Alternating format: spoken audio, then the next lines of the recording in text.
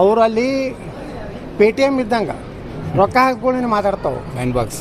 ಮತ್ತು ರೊಕ್ಕ ಕಡಿಮೆ ಆಯ್ತಂದ್ರೆ ಕಾಂಗ್ರೆಸ್ ವಿರುದ್ಧ ತೀವ್ರ ವಾಗ್ದಾಳಿ ಆಯ್ತಾರೆ. ಮತ್ತು ರಾತ್ರಿ ಬಂದು ಪೇಮೆಂಟ್ ಆಯ್ತು ಅಂದ್ಕೊಳ್ಳೇ ಆ ಹೋರಾಟ ಹಿಂತೆಗೆದುಕೊಳ್ಳಲಾಗಿತ್ತು. ಇಂಥ ಸಂಘಟನೆಗಳಿಂದ ದಲಿತರು ಉದ್ಧಾರ ಆಗೋದಿಲ್ಲ. ದಲಿತರು ಹೊಸ ಒಂದು ನಾಯಕತ್ವವನ್ನು ಅವರು ಇನ್ನು ಮೇಲೆ ಚಿಂತನೆ ಮಾಡಬೇಕು. ಅವ್ರು ಸರಿಯಾಗಿ ಬಾಬಾ ಸಾಹೇಬ್ ಅಂಬೇಡ್ಕರ್ ಜೀವನ ಚರಿತ್ರೆ ಓದಬೇಕು. ಅವ್ರು ಇಸ್ಲಾಂ ಬಗ್ಗೆ ಏನು ಹೇಳಿದ್ದಾರೆ ಅನ್ನೋಂಥದ್ದು ಓದಬೇಕು. ಭಾರತೀಯತೆ, ಭಾರತೀಯ ಸಂಸ್ಕೃತಿ ಬಗ್ಗೆ ಬಾಬಾ ಸಾಹೇಬ್ ಅಂಬೇಡ್ಕರ್ ವಿಚಾರ ಏನೋದು ಮೊದಲು ದಲಿತರು ಬುದ್ಧಿಜೀವಿಗಳ ತೆರದಲ್ಲಿ ಮೊದಲು ಓದಲಿ. ಯಾವ ನಿಜವಾಗಿ ಅಂಬೇಡ್ಕರ್ ಅವರ ಅನ್ಯಾಯತೆ ಯಾರೇ ದಲಿತ ಮುಖಂಡರಿತ್ತಂದ್ರೆ ಅವ ಏನಾರೇ ಮನಸ್ಸತ್ತಿತ್ತಂದ್ರೆ ಕಾಂಗ್ರೆಸ್ನಾಗ ಇರೋದಿಲ್ಲ. ಮೊದಲೇದು ಅಂಬೇಡ್ಕರ್ ಒಂದು ಮಾತು ಹೇಳ್ಯಾರ, ಕಾಂಗ್ರೆಸ್ನ ಎಂದೂ ಅವರು ಸೇರಬೇಡ್ರಿ ಅಂತ ಅಂಬೇಡ್ಕರ್ ಕರೆ ಕೊಟ್ಟಾರೆ. ಅವರು ಭಾರತೀಯ ರಿಪಬ್ಲಿಕನ್ ಪಾರ್ಟಿ ಕಟ್ಟೋದು, ಕಾಂಗ್ರೆಸ್ನಿಂದ ಹೊರಗೆ ಬಂದರು. ಕಾಂಗ್ರೆಸ್ನವ್ರು 2 ಸಲ ಸೋಲ್ಸ್ಯಾರ ಇದ್ರಾಗ ಬಾಂದ್ರಾದಾಗ. ಅದಕ್ಕೆ ದಲಿತ ಇವತ್ತಿನ ಮುಖಂಡರು ಕಾಂಗ್ರೆಸ್ನಾಗ ಅದಾರಲ್ಲ ಅವ್ರು ಯಾರೂ ಅಂಬೇಡ್ಕರ್ ಅನುಯಾಯಿಗಳಲ್ಲ. ಅವರೆಲ್ಲ ಕಮರ್ಷಿಯಲ್ ರೊಕ್ಕಕ್ಕೆ ಹೋದವರು. ಈಗ 5,000 ರೂಪಾಯಿ ಕೊಡ್ತೀನಿ ನಮ್ದು ಆರಿಸ್ಬೋದು. ಇಟ್ಟೇ ಇದೆ. ಹೇಳಿದ್ರು ಈಗ ಅವಂಗೆಲ್ಲ ಮಾತಾಡಬಾರ್ದು, ನಮ್ಮ ಬಿಜಾಪುರ ಜನರ ಸಂಸ್ಕೃತಿ ಎಲ್ಲ ಹುಟ್ಟಿನ ಬಗ್ಗೆ ಪ್ರಶ್ನೆ ಮಾಡುವಂಥದ್ದು ಅಂತ ಹೇಳಿ ಅವ್ರ ಹಿಂದೆ ಒಬ್ಬ ಸೂಫಿ ಸಂತರ ಒಬ್ಬ ಮಹಾನ್ ದಾರ್ಶನಿಕ ಅದಾನ. MP ಪಾಲ್ರಿಂದ ಒಬ್ಬ ಸೂಫಿ ಸಂತರ ಮಹಾನ್ ದಾರ್ಶನಿಕ. ಲಿಂಗಾಯತರು ಮುಸ್ಲಿಮರು ಒಂದು, ಅವರ ನಮ್ಮ ಎಲ್ಲ ಏನು ಅನುಚರಣೆಗಳು ಒಂದು ಅಂದರೆ ದನದ ಮಾಂಸ ತಿಂತಾರೆ ಲಿಂಗಾಯತರು.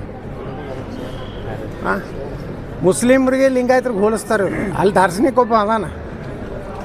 ಲಿಂಗಾಯತನ ಪ್ರತ್ಯೇಕ ಮಾಡೋದು ಹಿಂದೂ ಸನಾತನ ಹಿಂದೂ ಧರ್ಮದಾಗಿನೇ ಕ್ಯಾಮಿ ಬಟ್ಟೆ ಹಾಕ್ಕೊಂಡೇ ಹೇಳ್ತಾರೆ ನಮ್ಮ ಸ್ವಾಮಿಗಳು. ಏನು ಹಸಿರು ಬಟ್ಟೆಗಳು ಘಟ ಬಿಟ್ಕೊಂಡೇ ಹೇಳ್ತಾರೆ. ಲಿಂಗಾಯತರು ಮುಸ್ಲಿಮ್ರು ಹೆಂಗೆ ಒಂದು ಆಗ್ಲಕ್ಕೆ ಸಾಧ್ಯತೆ. ಲಿಂಗಾಯತರಲ್ಲಿ ವೀರಶೈವರಲ್ಲಿ ಎಲ್ಲರೂ ಸನಾತನ ಹಿಂದೂ ಧರ್ಮದ ಭಾಗನೇ.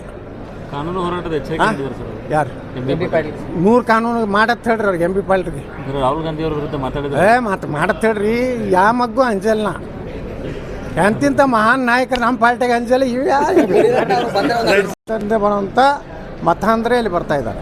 ಅಂದ್ರೆ ಇದು ಈ ರೀತಿ ಕಾಂಗ್ರೆಸ್ ಇದ್ದ ಪಕ್ಷದ ಆಡಳಿತ ಇದ್ದಾಗಲೇ ಈ ರೀತಿ ಕಾಂಗ್ರೆಸ್ ಮುಸ್ಲಿಮರ ದೃಷ್ಟಿಕೋನ ಬಿಟ್ಟರೆ ಏನೂ ಮಾಡೋದಿಲ್ಲ ಅವರು.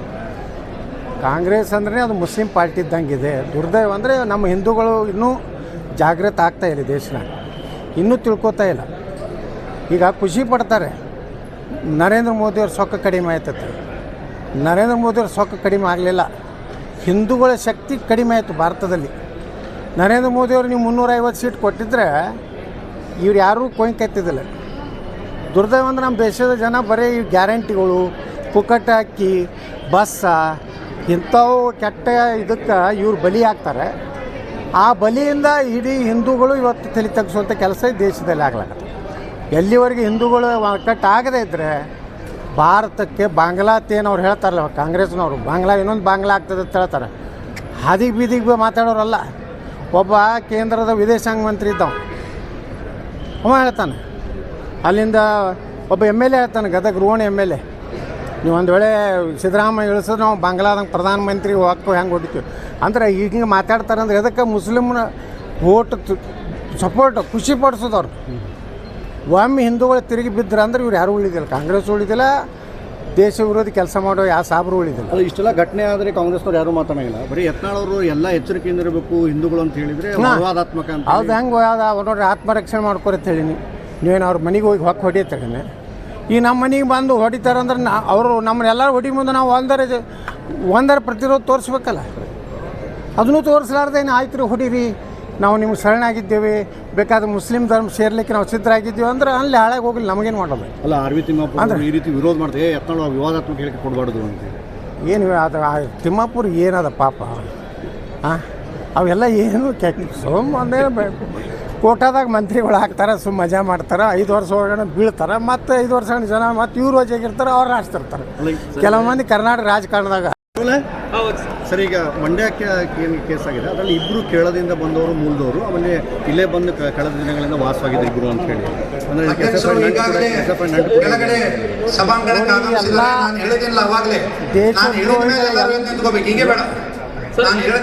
ಬಂದ್ ಮಾಡತ್ತೆ ರಾಘುಗಂತ ಬಂದ್ಮೇಲೆ ಬೋಲೋ ಭಾರತ್ ಮಾತಾ ಕಿ ಜೈ ಅಂತೀನಿ, ಅವ್ರು ತಿಳ್ಕೊಂಡ್ಬಿಡ್ರಿ ಬಂದ್ರಂತೇಳಿ. ಸರ್ ನೋಡಿ, ಅವ್ರು ಬಂದ್ಮೇಲೆ ಎಲ್ಲರೂ ಹೇಳ್ರಿ ಅವ್ರಿಗೆ. ಕಾಂಗ್ರೆಸ್ಸಿನ ಬೆಂಬಲಿತ ಸಂಘಟನೆಗಳೇ SFI ಇರಲಿ, AISF ಇರಲಿ, ನಕ್ಸಲಲ್ಲಿರಲಿ ಎಲ್ಲ ಚಟುವಟಿಕೆಗಳಿಂದ ಕಾಂಗ್ರೆಸ್ಸು ಬೆಳೆಸಿದಂಥ ದೇಶದ್ರೋಹಿ ಸಂಘಟನೆಗಳು ಇವತ್ತು SFI ಇದೆ, ವಿದೇಶಿ ಶಕ್ತಿಗಳು ಕೂಡ್ತಾ ಇವೆ.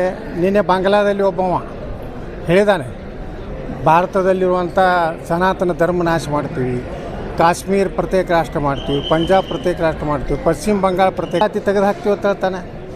ಭಾರತ ಒಂದು ರಾಷ್ಟ್ರವೇ ಎಲ್ಲ ಅಂತ ಹೇಳ್ತಾನೆ. ಅಂದಾಗ ಇಂಥ ಮೂರ್ಖನಿಗೆ ಜನ 99 ಕೊಟ್ಟಿದ್ದೆ ದುರ್ದೈವ ದೇಶದಲ್ಲಿ. ಅದಕ್ಕೆ ಇದು ದೊಡ್ಡ ಷಡ್ಯಂತ್ರ ನಡೆದಿದೆ. ಇವತ್ತು ಕಾಂಗ್ರೆಸ್ಸು ತನ್ನ ಅವನತಿಯನ್ನು ಮತ್ತೆ ಪ್ರಾರಂಭ ಮಾಡ್ಕೊಂಡು ಯಾಕೆ ಗಣಪತಿನೇ ಅರೆಸ್ಟ್ ಮಾಡ್ತಾರೆ. ಗಣಪತಿಯಿಂದಲೇ ಸ್ವಾತಂತ್ರ್ಯ ಬಂದಿದೆ, ಗಾಂಧಿಯಿಂದ ಅಲ್ಲ.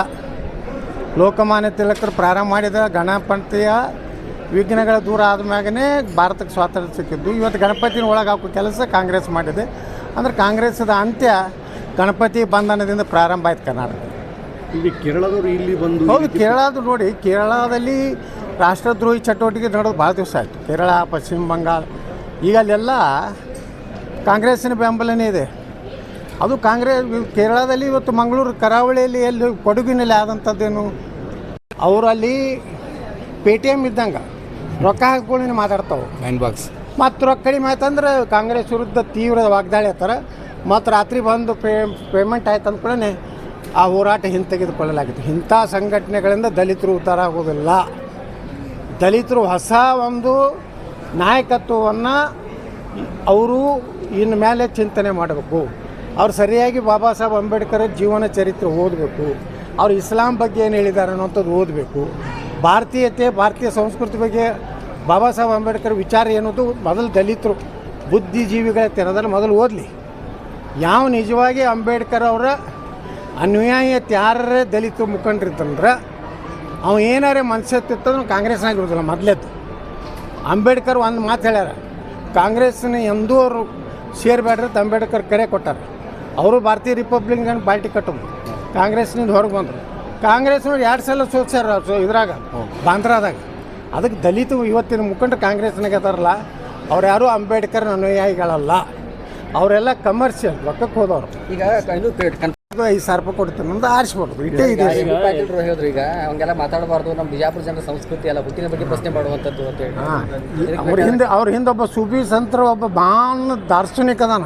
MP ಪಾಟೀಲ್ರಿಂದ ಒಬ್ಬ ಸೂಫಿ ಸಂತರ ಮಹಾನ್ ದಾರ್ಶನಿಕ. ಲಿಂಗಾಯತರು ಮುಸ್ಲಿಮರು ಒಂದು, ಅವರ ನಮ್ಮ ಎಲ್ಲ ಏನು ಅನುಚರಣೆಗಳು ಒಂದು. ಅಂದರೆ ದನದ ಮಾಂಸ ತಿಂತಾರೆ ಲಿಂಗಾಯತರು.